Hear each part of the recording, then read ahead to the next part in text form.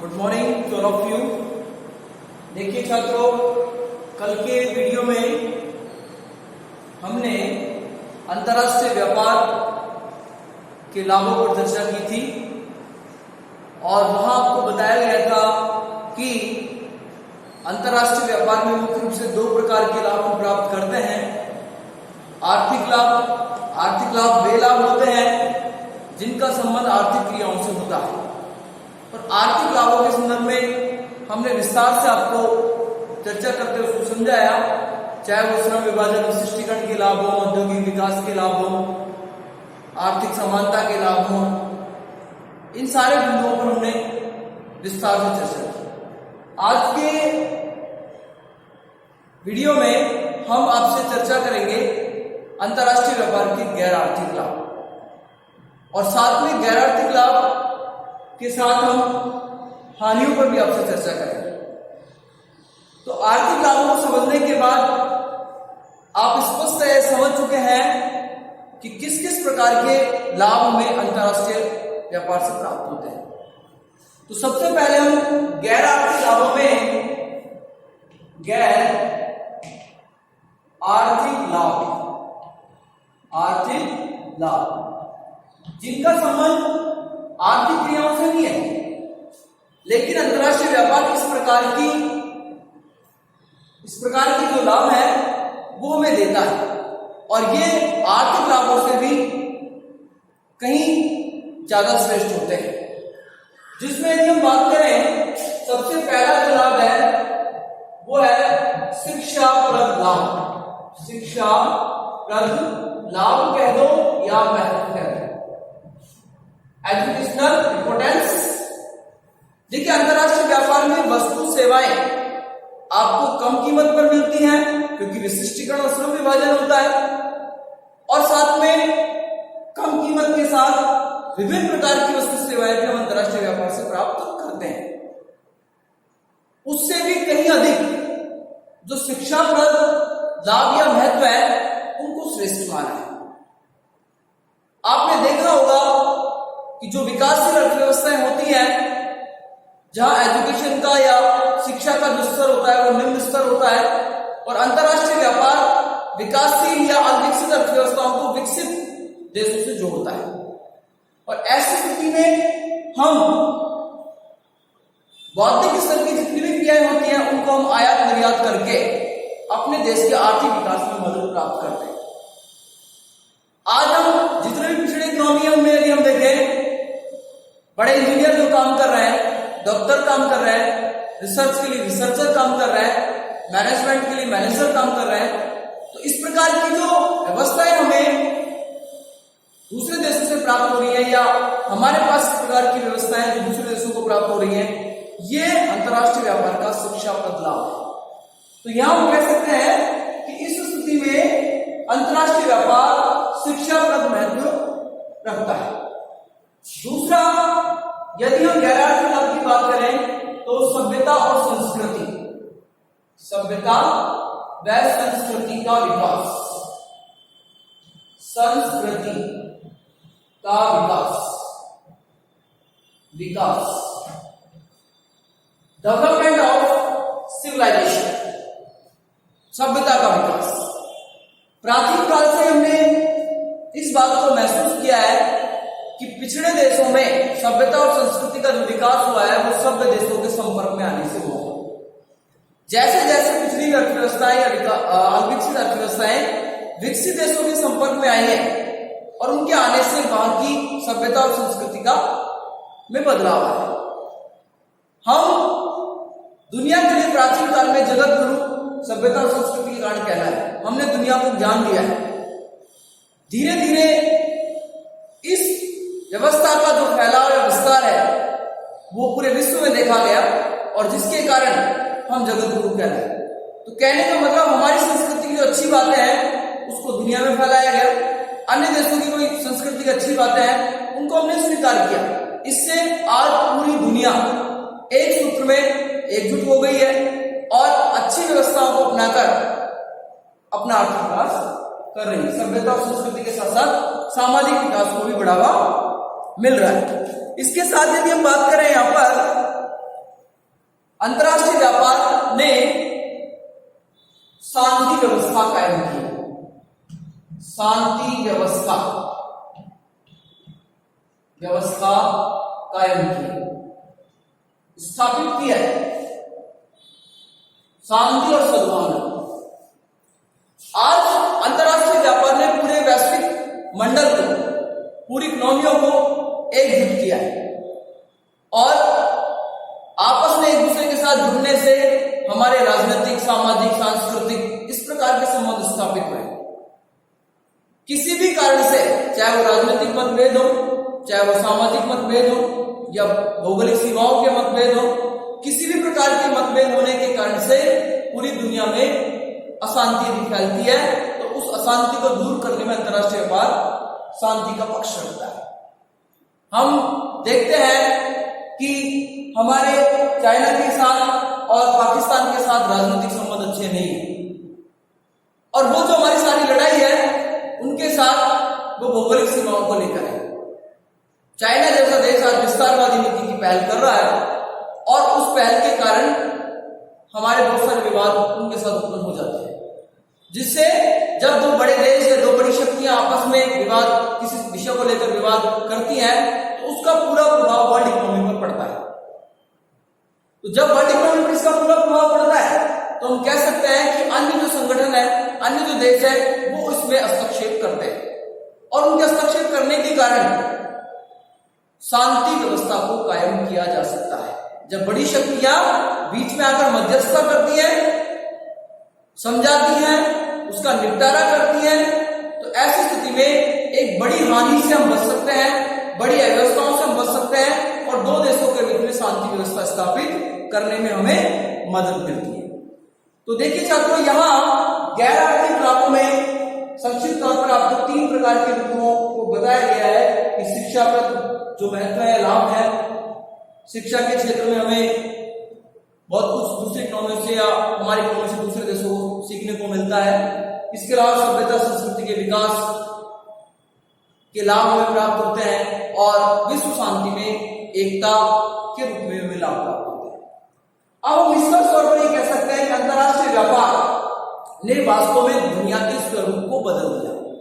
आज चाहे हम इसके आर्थिक लाभों की चर्चा करें, चाहे इसके गैर आर्थिक लाभों की चर्चा करें, दोनों स्थितियों में ही वर्ल्ड इकोनॉमी को अंतरराष्ट्रीय व्यापार ने बहुत कुछ दिया है। प्रोफेसर एल्सवर्थ की बात करें, एल्सवर्थ इन्होंने कहा है मलाया का रबड़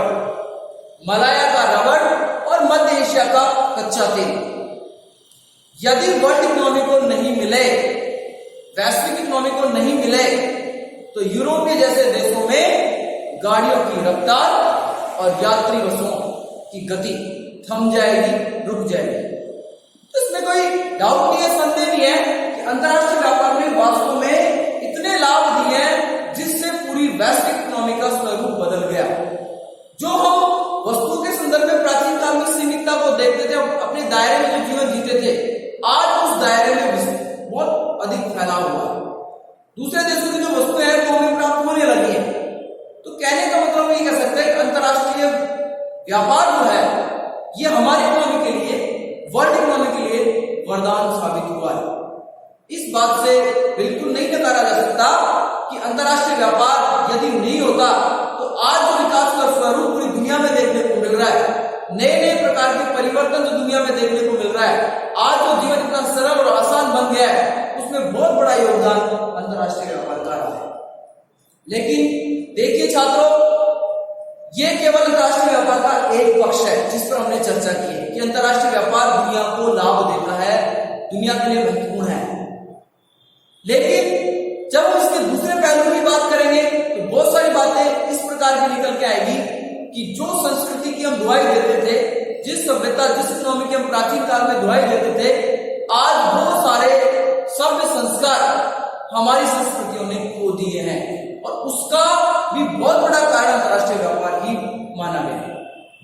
तो यहाँ अब हम जो चर्चा करेंगे वो अंतरराष्ट्रीय व्यापार के कारण इकोनॉमियों को क्या क्या नुकसान हुआ है या क्या क्या हानियां हुई है। आज हम इन हानियों पर चर्चा करेंगे कि अंतरराष्ट्रीय व्यापार के कारण क्या क्या हानियां दो देश आपस में उठा रहे हैं। तो बिंदु आज की बात करते हैं यहां पर। तो सबसे पहली जो हानि है वो है संसाधनों का अनुचित दोहन। संसाधनों का अनुचित दोहन ये अंतरराष्ट्रीय व्यापार की हानि। आज विकासशील देशों में, अल्पविकसित देशों में इस बात की होड़ मची हुई है कि ज्यादा से ज्यादा निर्यात बढ़ाकर लाभ कमाया जाए। आज जो छोटे देश हैं उनमें आपस में इस बात की होड़ मची हुई है कि ज्यादा से ज्यादा निर्यात को बढ़ाने के लिए या लाभ कमाने के लिए निर्यात को बढ़ाया जाए। अब जब निर्यात को बढ़ाने की बात विकासशील देश सोचने लगे तो ऐसी स्थिति में वो अपने देश में जो अनुपम खनिज पदार्थ जो है, संसाधन जो है, उनका अनुचित दोहन कर रहे हैं। जैसे भारत में मैग्नीज, कच्चा लोहा, इस तरह के पदार्थों का बहुत अधिक मात्रा में प्रयोग करके उनका निर्यात किया जा रहा है केवल अपने निर्यात को बढ़ाने के लिए। यदि उन संसाधनों का या उन खनिज पदार्थों का अपने देश के आर्थिक विकास के लिए प्रयोग किया जाए तो शायद हमारी कमी कहीं और अधिक सुदृढ़ हो सकती थी। तो हम यह कह सकते हैं कि जो विकासशील देश है वो संसाधनों का अनुचित दोहन कर रहे हैं। इसके साथ दूसरी हानि की हम बात करते हैं तो दूसरे देशों पर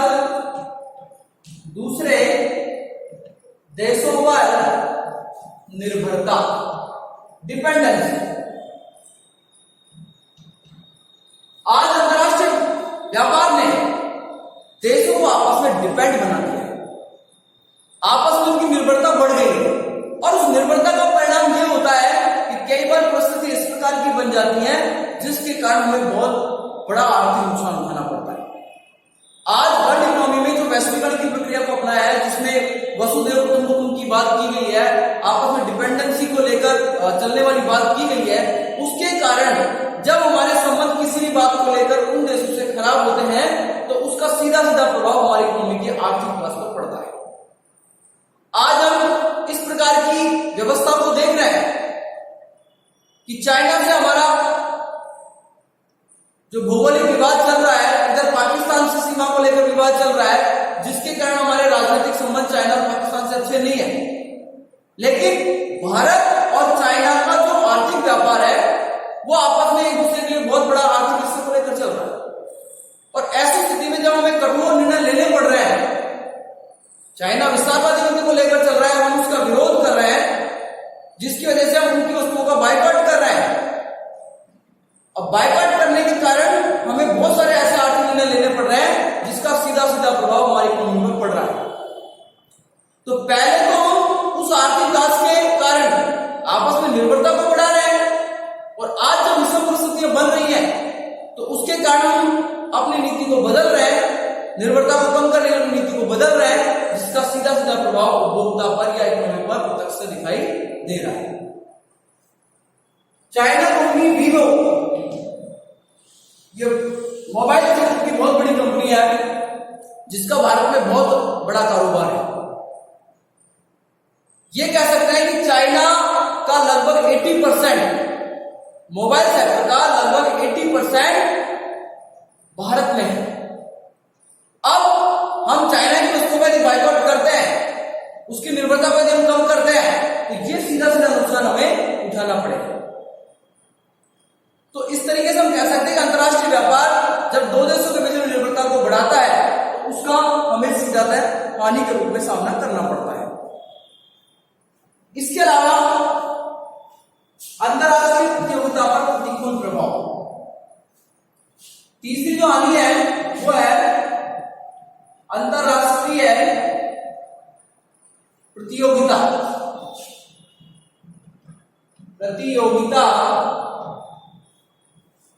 अंतरराष्ट्रीय प्रतियोगिता का प्रतिकूल प्रभाव।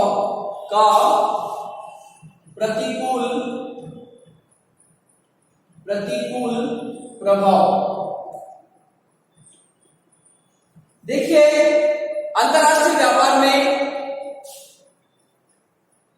दो देशों के बीच में या दो से अधिक देशों के बीच में कंपटीशन देखने को मिलता है। और जो विकसित देश होते हैं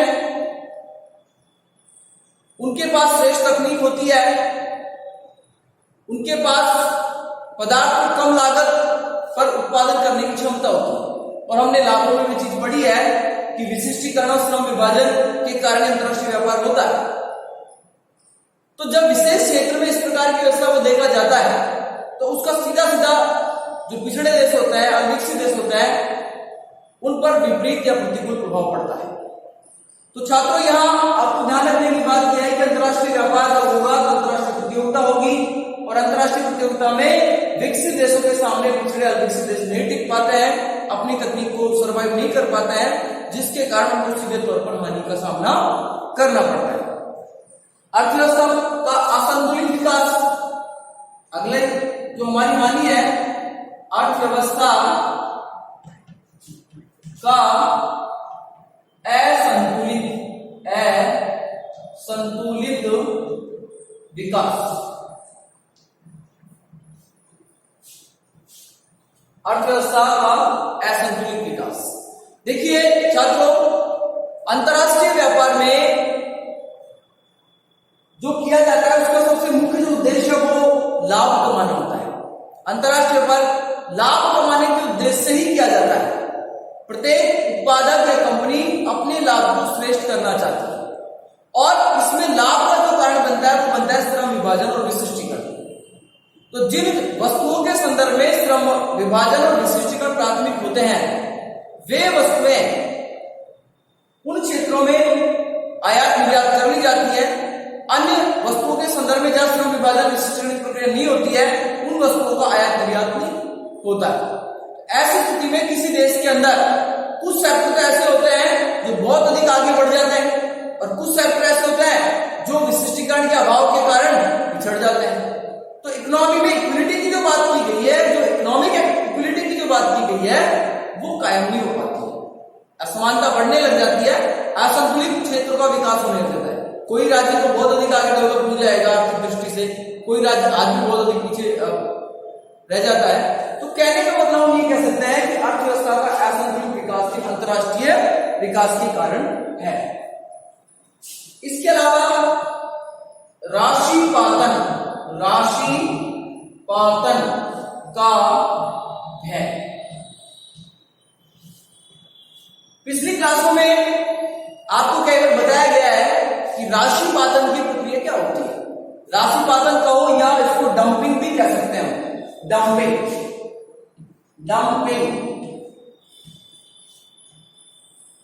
वर्तमान के व्यापार दृष्टिकोण में, अंतरराष्ट्रीय व्यापार के दृष्टिकोण में डंपिंग और एंटी डंपिंग के बड़े इंटरेस्टिंग चलन है।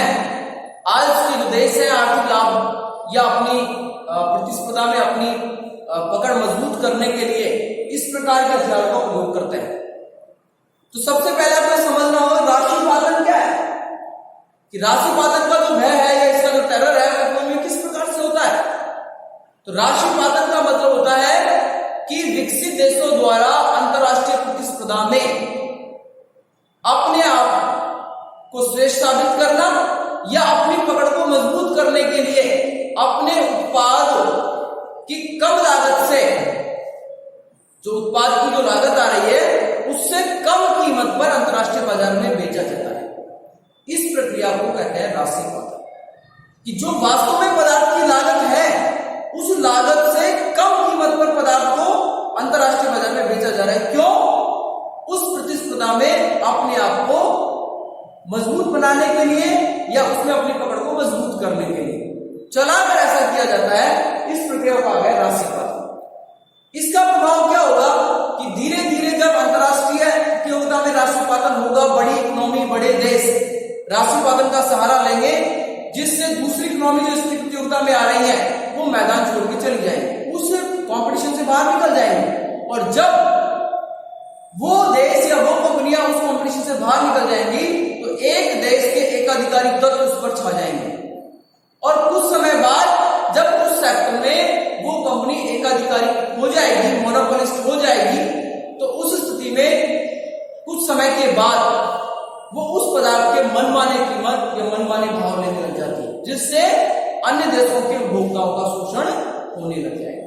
तो छात्रों, यह राशि प्रार्थन का व्यय अंतरराष्ट्रीय व्यापार से ही बना है कि दो देशों के बीच में जब प्रतियोगिता होगी, दो से अधिक देशों के बीच में प्रतियोगिता होगी, जो बड़े सबल देश है, विकसित देश है, बड़े देश है, वो क्या करेंगे, वो लागत सहन करने की क्षमता रखते हैं। तो ऐसी स्थिति में क्या होगा, ऐसी स्थिति में होगा कि लागत से कम कीमत पर वो पदार्थ को बाजार में बेचेंगे। उनसे सस्ता दूसरे देश नहीं बेच सकते क्योंकि उनके पास उस लागत को वहन करने की क्षमता नहीं है, तो वो प्रतियोगिता से बाहर निकल जाएंगे। जब प्रतियोगिता से बाहर निकल जाएंगे तो एक स्थिति के बाद क्या होगा कि वो देश उस पदार्थ पर पूर्ण नियंत्रण कर लेगा, और जब पूर्ण नियंत्रण कर लेगा तो अपने हिसाब से मनमानी कीमत को लेने लग जाता है। इसके अलावा अगली हानि के लिए बात करें, प्रदर्शन प्रभाव, डेमोन्स्ट्रेशन इफेक्ट, प्रदर्शन प्रभाव। यहां प्रदर्शन प्रभाव का मतलब होता है किसी वस्तु के प्रभाव को देखकर उसके प्रभाव में आना। जब तक कोई क्रिया हमारे संपर्क में नहीं है, कोई पदार्थ हमारे संपर्क में नहीं है, तब तक हम उसके प्रभाव में नहीं आ सकते। हम देखकर, दिखावा करके, बनावटी बनकर उसके प्रभाव में आते हैं। तो अंतरराष्ट्रीय व्यापार दिखावा, बनावटी की प्रक्रिया को लागू करता है। जब हम बड़े देशों के संपर्क में आते हैं तो जिन चीजों की हमें जरूरत नहीं होती है, केवल दिखावा करने के लिए भी हम उन पदार्थों को क्रय कर लेते हैं। तो हमारा जो अनावश्यक व्यय है वो उन वस्तुओं पर हो जाता है। कई बार बहुत सारी वस्तुओं की हमें जरूरत नहीं होती है, लेकिन अंतरराष्ट्रीय व्यापार से जब उन वस्तुओं को देखते हैं तो उस प्रदर्शन प्रभाव में हम फंस जाते हैं, और उस प्रदर्शन प्रभाव में फंसने के कारण हम उस वस्तु को क्रय कर लेते हैं। तो अनावश्यक रूप से जिन वस्तुओं पर हमारा व्यय होना चाहिए वह हम व्यय नहीं कर पाते हैं, और जिस पर हमको नहीं करना चाहिए था वो केवल हम दिखावटी बनने के लिए, बनावटी बनने के लिए, कृत्रिम बनने के लिए हम उस व्यक्ति बहुत बड़ी राशि उस पर व्यय कर देते हैं। तो ऐसी स्थिति में हमें बहुत अधिक नुकसान होता है। तो देखिए छात्रों, यहाँ पर मैंने आपको 6 बिंदुओं में अंतरराष्ट्रीय व्यापार की हानियां बताई हैं। अब इसमें हम और भी हानियां हैं उन पर हम चर्चा करेंगे, लेकिन आज केवल आपको इसके गैरार्थिक लाभ और इन हानियों पर अध्ययन करना है, सीखना है। इससे आगे के जो बिंदु है वो मैं आपको अगले वीडियो में बताऊंगा। धन्यवाद।